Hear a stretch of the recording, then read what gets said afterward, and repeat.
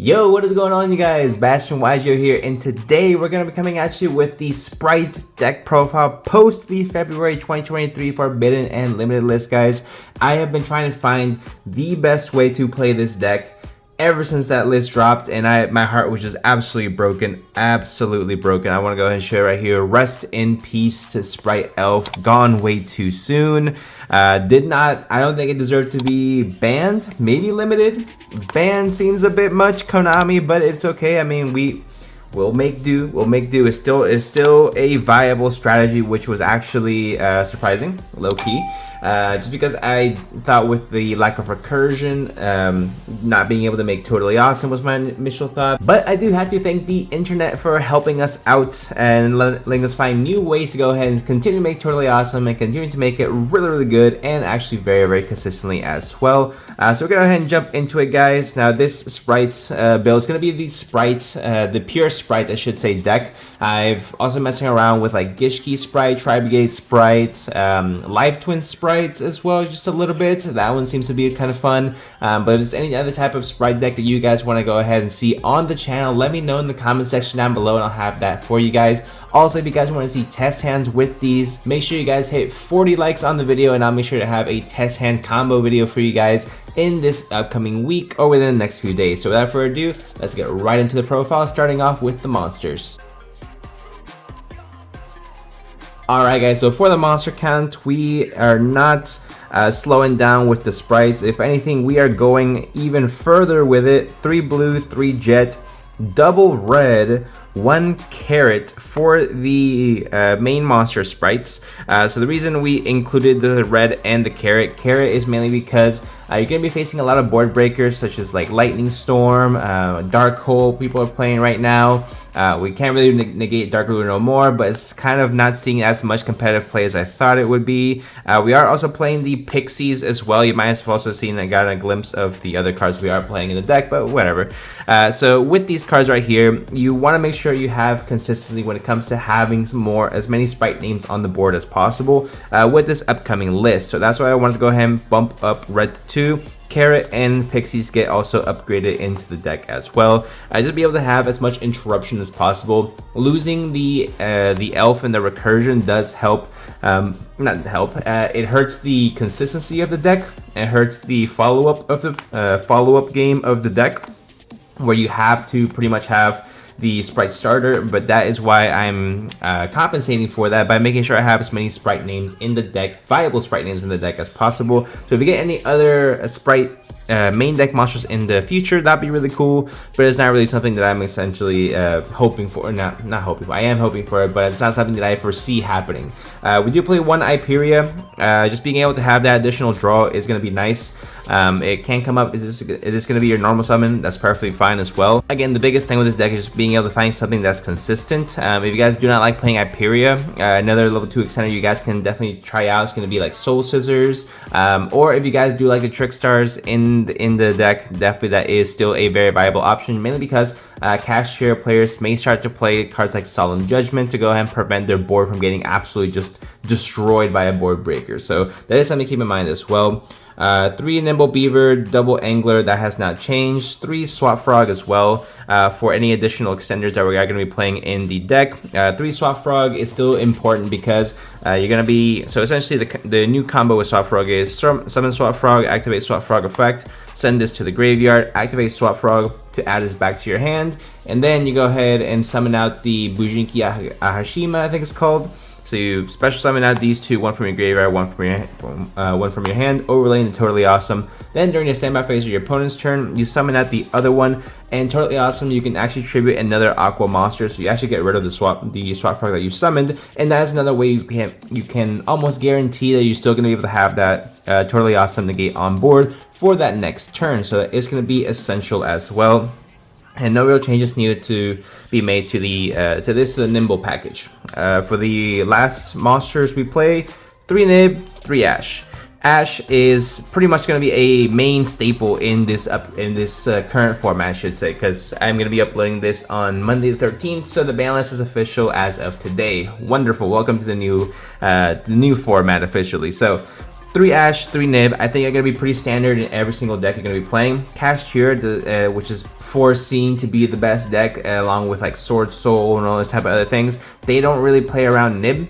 At least currently in the format, so I think Nib's going to be really essential just to start things off. It may start to die down further as we get along with the format. You may have to switch it to an effect veiler, but for now I think Nibiru is going to be the best way to go ahead and wipe your opponent's board and go ahead and take it from there. And of course Ash Blossom is just really good against each and every single deck right now. It did absolutely nothing against Tearlament, just because with Tearlament you have so many ways to just send cards constantly to the graveyard, and whatever they add, it doesn't really matter because they're still going to go off with their plays. But now that it's more of a bottleneck decks that are still in the format, I think Ash Blossom has regained its spot as the premier hand trap. That's gonna be it for the monsters, guys. Now on to the spells.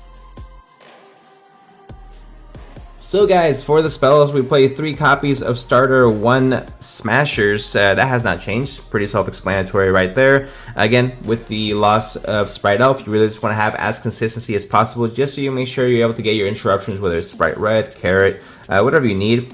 3 prosperity. Again, want to have consistency in the deck. Want to make sure you're able to see your preferred combo pieces. 3 copies of Book of Eclipse. Book of Eclipse is going to be a staple in each and every single deck from now on until the next format, essentially. Just because it's really good against every single deck. It pretty much requires your opponent to respond to it, right? So even if you're going up against like Sword Soul, even if you're going up against like what's that deck called? Kashtira. If you go up against like a Spright deck as well, any deck that you're going up against, this demands a type of response, because there's not really going to be as much spell trap interruption unless you're going up against Labyrinth, in which case that's a different story though. And then for the last spell, we do play 1 copy of Change of Heart. So I've heard a little bit about people not knowing if they want to have Change of Heart be a staple or not in this upcoming format. I think it definitely is. I think we're in a format where Divine Arsenal AA Zeus is a must-have, if not 1, then definitely 2 in every deck if you have Xyz. So that is the main reason why we're getting Change of Heart. So basically what you can do is you can just go ahead, activate Change of Heart, take your opponent's Kashtira or Rise Heart, punch, and then you go ahead and slap a Zeus on top, wipe the entire board, and you go ahead and can resume with your plays. So I think Change of Heart is going to be really good. Even going first is something you can definitely hold on to, just go ahead and set you up for next turn, especially in the mirror match with Spright, because Sprite's still going to be one of the most popular decks out there just because of its sheer resilience and its sheer popularity in the player base. So I think that Change of Heart is going to be really good in this deck, but we'll see. That's it for these spells, guys. Now on to the traps. Ooh, a trap transition. So for the traps, guys, I play 3 copies of Imperm and 1 Spright Double Cross. Double Cross is going to be your new way you're going to be going ahead and getting Totally Awesome from the graveyard to special summon back onto your field. So it's going to be really essential to go ahead and make sure you have this card. Triple Tactics Thrust is not necessary in this deck. As great as that card is, I think it's not, there's not many decks out there that can really benefit from it. I think the best deck that's going to be able to benefit from it is going to be a deck like Sky Striker, which I think still people are sleeping on, but you know, it is what it is. Just because if you play it with Sky Striker, you have 4 copies of Engage in your deck, and I just think that's absolutely nuts. Which I did actually get 1 Triple Tactics Thrust from my opening that I uploaded this past week, so if you guys have not checked that out, make sure you do. I am looking to pick 2 more up, so we on the lookout for any future type of expensive deck profiles in the future. That's gonna be it for the main deck, guys. We'll play a 40 card main deck, not to get too crazy with that. Now let's get into the extra deck. So guys, for the extra deck, I am missing 1 card. I did order it, but it still hasn't come in the mail yet, and that is the Bushinkia Hashima. So I'm gonna go ahead and put that one first. Bushinkia Hashima is absolutely phenomenal in the current format. So Spright Elf is gone, you need a new way to make Toad. This is going to be the way you make Toads. Basically, you summon it, and you get to target 1 card in your graveyard, card the same name or same level, whatever, in your hand. So you get the 2 Swap Frogs, special summon them, and then you make Toad, as I said earlier. 1 Spright Sprint. I see a lot of people playing 2. I think 1 is just fine. There's really not much need for it. But it's realistic. You're only going to be activating Spright Sprint once. it gets negated, and it is what it is, because really, realistically, I've never been in the game where I've been, okay, it got negated, great, let me make a second one, and try to go up from there. So, I mean, that's just me. We play one dark, the Charmer Gloomy. I'm still going back and forth on this card. I'm not sure how good it's going to be. It really just depends on how the format really shapes out. So we're gonna go ahead and leave it in here for now. It can still be really, really good, don't get me wrong, but I think the main use of this card is gonna be like in the mirror match, which again, Spright. There you're gonna see a lot of Spright players still. I mean, this deck is still really, really good, still really, really viable, but one copy of Dark still good. One IP, self-explanatory, and one Nightmare Unicorn. So our Link monster count has gone down, but it does not mean that we do not have a stacked extra deck. So for the Xyz monsters we play, 2 Gigantic, of course, 1 number 65, Gin Buster. Again, just being able to make as many negates as possible. If you end up having a blue and the jet on board, make them into a Gin Buster. 1 Sky Cavalry, like I said, AA Zeus is going to be super clutch in this upcoming format.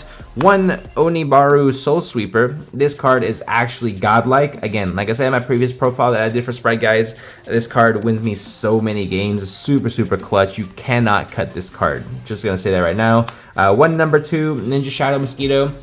Still, I have not been able to activate its effect in game due to either it getting banished or whatever it might be. But it's still a really, really good card, and I promise I'm going to be able to activate it in the tournament eventually. 1 Totally Awesome, of course, self-explanatory. You can still run it, so why not play it? 1 Downer Magician, and then 2 AA Zeus Sky Thunder. Yes, 1 is secret, 1 is ulti. I'm working on getting the second ulti, but it is what it is. So that is going to be it for the deck profile, guys. Let me know what you guys think in the comment section down below. Honestly, I am really excited for Spright this format. Am I going to be playing Spright? The thing is, I really want to play Sky Striker, but I need 2 more Triple Tactics Thrust before I can go ahead and play that deck, just to play it at the most competitive level. So we'll see how it goes. I'm probably going to take Spright to the first few tournaments before I can go ahead and get the Thrust. It is still a really fun deck. I still believe this is going to be one of the best decks in the format.